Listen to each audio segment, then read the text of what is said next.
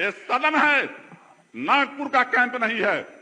ये कहते थे कि कफन बांध लिए है माथा में। ये सदन है बिहार विधानसभा का, और आदरणीय नीतीश कुमार जी के नेतृत्व में सदन चलता है। सदन के नेता नीतीश कुमार जी हैं। यहाँ कफन से काम, छप्पन से काम नहीं चलेगा। यहाँ अगर काम करके दिखाना है तो दिखाओ, और नहीं तो जनता आपको बाहर करेगी। आप कफन बांध के घूमते हैं। इन्होंने सदन में कहा कि हम कफन बांध लिए हुए हैं। 24 में जो जाएंगे, इनका नाम और निशान नहीं मिलेगा। विजय सिन्हा जो माननीय नेता विरोधी दल हैं, उस लायक भी रहेंगे कि नहीं रहेंगे। कल बोल रहे थे कि हम सरकार में आएंगे। हम जब सरकार में आएंगे कार्रवाई करेंगे। और एक अगर खिलाफ है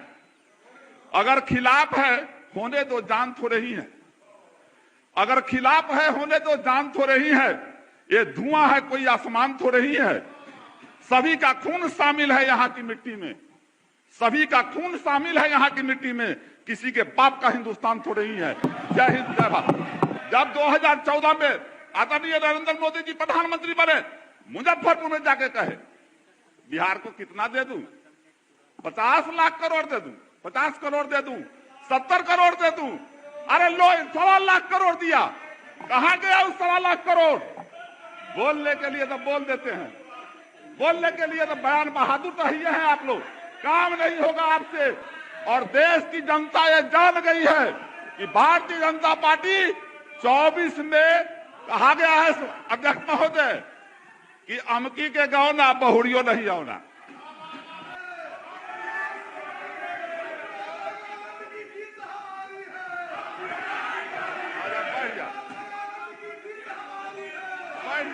बैठ जा।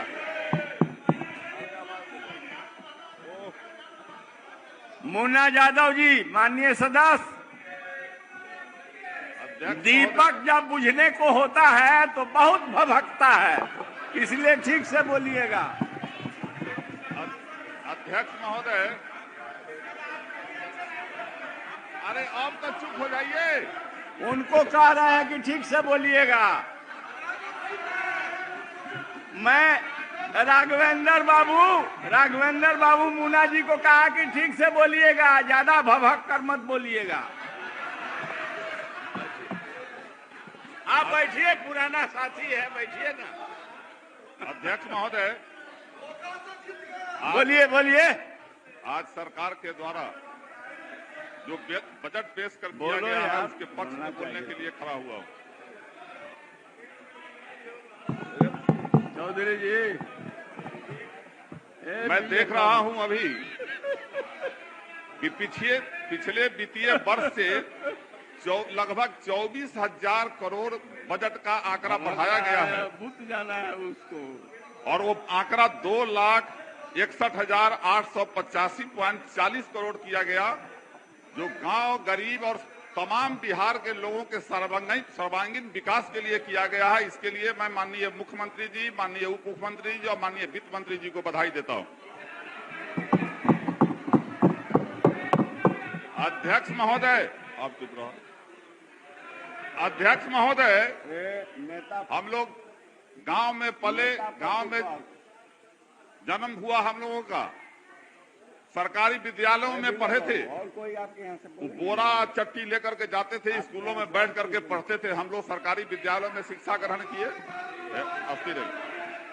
चौपाल भाई, हम बेचौल भाई, मैं नहीं बोला, अब मैं नहीं बोला।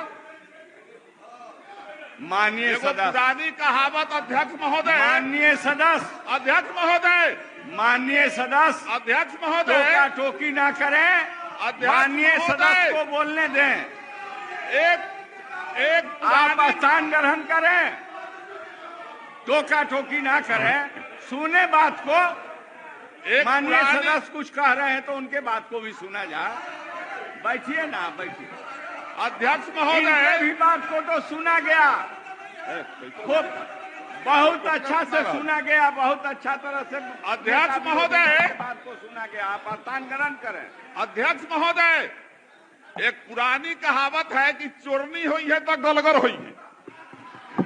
पुरानी कहावत। 4 दोस्त मिलकर, 4 दोस्त बैठल थे, एगो बिना नाक वाला आ रहा था, तो देखा कि 4 गो नाक वाला है, हम तो बिना नाक वाला है, जाएंगे तो हंस देगा। वो जब उसके नजदीक में आया तो आते आते कहता है पूर्व भाई नाक वाला, वो बिना नाक वाला को हंस रहा। यही हाल लोगों का है। आज जो स्थिति है हमारे बिहार का, माननीय मुख्यमंत्री जी और उप मुख्यमंत्री के नेतृत्व में बिहार जो है सर्वांगीण विकास कर रहा है, चाहे शिक्षा के क्षेत्र में हो, स्वास्थ्य के क्षेत्र में हो या सड़क के क्षेत्र में हो। लेकिन आज देश का क्या स्थिति बना हुआ है, देश में सारी संस्थाएं बेचने पर लगा हुआ है लोग, और पूरा अराजकता का माहौल और इमरजेंसी का माहौल लागू किए हुए।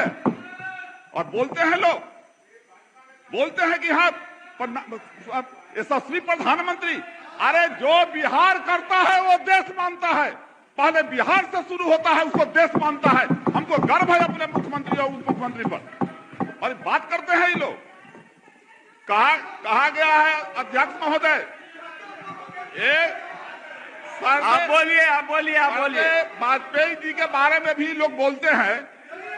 वाजपेयी जी ने भी कहा था कि सदन जो है चर्चा का जगह है, यहाँ जो है शांतिपूर्ण और तर्कपूर्ण चर्चा होना चाहिए। लोग आज महागठबंधन की सरकार में, जहां माननीय मुख्यमंत्री जी ने 10 करोड़ नौजवानों को नौकरी और 10 करोड़ लोगों को जो है रोजगार का बात किया, लेकिन आप बैठिए। माननीय सदस्य आप स्थान के उनको बोलने दीजिए। माननीय मुख्यमंत्री जी और उप मुख्यमंत्री जी के नेतृत्व में, अरे भाई रुक जाओ, आप अपना स्थान ग्रहण करें। माननीय सदस्य रुक जाओ, माननीय सदस्य आप स्थान ग्रहण करें। माननीय सदस्य को बोलने दें। अध्यक्ष महोदय, माननीय मुख्यमंत्री जी और उप मुख्यमंत्री जी के नेतृत्व में जहां 10 लाख नौकरियां और 10 लाख रोजगार की बात हो रही है, बात सुनिए। तब प्रधानमंत्री जी ने भी कहा कि हम 10 लाख नौकरी देंगे। एक बार भी कोई बीजेपी का लोग नहीं बोलता कि 2 करोड़ नौकरी कहा गया। नहीं, 18 करोड़ नौकरी कहा गया देशवासियों ये का। शोभा नेता प्रतिपक्ष ये शोभा नहीं दे रहा है। नहीं, आप बार खड़ा हो रहे हैं। मैं जानना चाहता हूं आपसे कि किस नियम के तहत आप खड़े हुए हैं, वो नियम बताइए। किस नियम के तहत आप लोग खड़े हुए हैं? बिहार विधानसभा कार्य संचालन नियमावली के किस नियम के तहत आप लोग खड़े हुए हैं बिना अध्यक्ष के इजाजत के? बताइए, आपको अगर ज्ञान है तो। अरे बैठिए, आप बैठिए, जगह लीजिए। आप बैठिए, आप बिना इजाजत के खड़े हो जाते हैं। आपके नेता प्रतिपक्ष बोले, सब लोगों ने सुना, अब वो बोल रहे हैं, आप उठ करके टोक रहे हैं। सरावगी जी, आचरण ठीक नहीं है। आप बैठिए, आप जगह लीजिए। नहीं, बैठिए। मैं कहता हूं कि आप बैठिए, ये बात ठीक नहीं है। कोई बोल रहा है, नेता विरोधी पक्ष बोले, खूब लोगों ने सुना, और आपके कोई बोलेंगे, उनका भी लोग सुनेगा। अध्यक्ष महोदय, सुनिए, 1 मिनट सुन लिए। नेता प्रतिपक्ष का ये देखिए अध्यक्ष महोदय, सदन में विमर्श का बहुत महत्व है और शांति से सबको सुनना चाहिए। हमारी बातों से आपको किसी तरह से आघात भी लगे तो उसको भी बर्दाश्त करना चाहिए। और हमारे कई बुजुर्ग लोग भी बैठे हैं, उनसे भी सीखना चाहिए। कोई बोलता है, नए लोग या पुराने लोग, तो हो सकता है कुछ अच्छी बातें सदन के लिए हो न हो, बिहार के हित में हो, तो इसको लेना चाहिए। लेकिन अध्यक्ष महोदय, ये बात विपक्ष से ज्यादा सत्ता पक्ष को संयम रखने की जरूरत है। सदन को चलाने के लिए जितना जिम्मेवारी सत्ता को है, उससे ज्यादा जिम्मेवारी विपक्ष को है। आप चालू कीजिए, आप बोलिए। अध्यक्ष महोदय, कहा गया है कि परिंदों को मंजिल मिलेगी यकीनन ये फैले हुए उनके पर बोलते हैं। परिंदों को मंजिल मिलेगी यकीनन ये फैले हुए उनके पर बोलते हैं। अक्सर वो लोग खामोश रहते हैं जमाने में जिसके हुनर बोलते हैं। आज पूरे बिहार में मुख्यमंत्री जी और उप मुख्यमंत्री जी का हुनर बोलता है कि बिहार जो है विकास, न्याय के साथ विकास कर रहा है। लेकिन आज फिर देखिए अध्यक्ष महोदय, एक तरफ जहां हम गांव के विकास की बात करते, एक तरफ जहां हम कहते हैं कि भारत की आत्मा गांव में बसती है, आदरणीय प्रधानमंत्री जी ने क्या कहा है दैनिक पत्रिका में मैं देखा हूं कि शहर ही भारत के भाग्य का निर्धारण करेगा। शहर का विकास चाहता है ये लोग, गांव का विकास नहीं चाहता। लेकिन मैं देखता हूं कि आज गांव के जिस गली में चले जाइए आज सड़कें चकाचक मिलती है।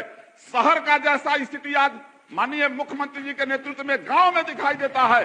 हर जगह बिजली और पानी का सुविधा हो रहा है।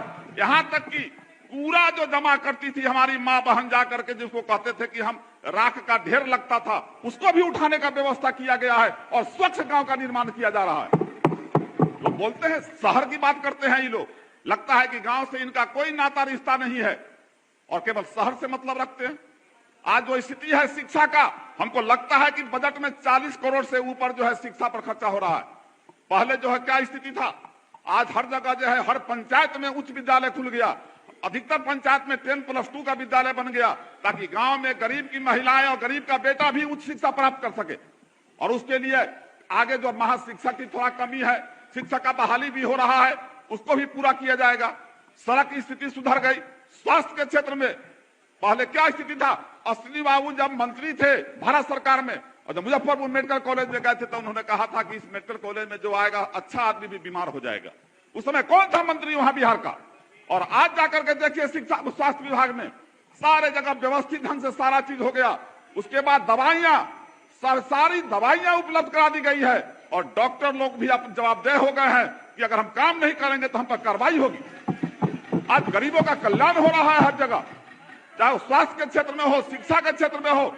सरकार शिक्षा के क्षेत्र में हमारे गरीब की बहू बेटियां स्कूल नहीं जाती थी कि बदन पर पहनने के लिए सही से कपड़ा नहीं रहता था, और आज सरकार ने पोशाक राशि लागू करके उस बदन को ढक करके उसको विद्यालय में भेजने का काम किया। लोग बोलते हैं कि शिक्षा का क्या हुआ, विकास का क्या हुआ? अरे आपने जो सकारा 2 करोड़ नौकरी का क्या हुआ? हम 10 लाख नौकरी का माननीय मुख्यमंत्री जी ने 6 महीना पहले बात किया, काल प्रारंभ हो गया। लेकिन 2 करोड़ नौकरी 9 साल में 18 करोड़ नौकरी। कोई पूछे अपने प्रधानमंत्री से कि 18 करोड़ नौकरी कहां गया? कोई नहीं पूछता।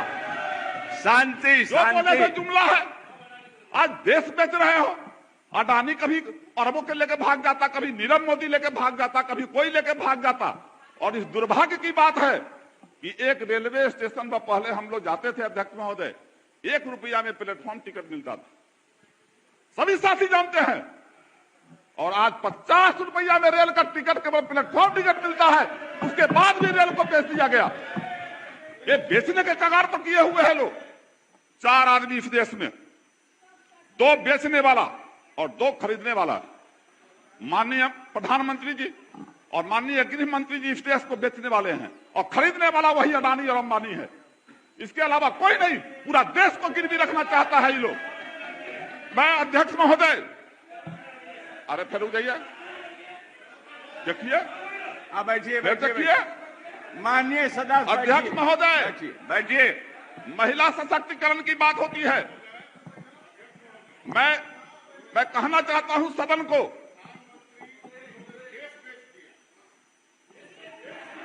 देखिए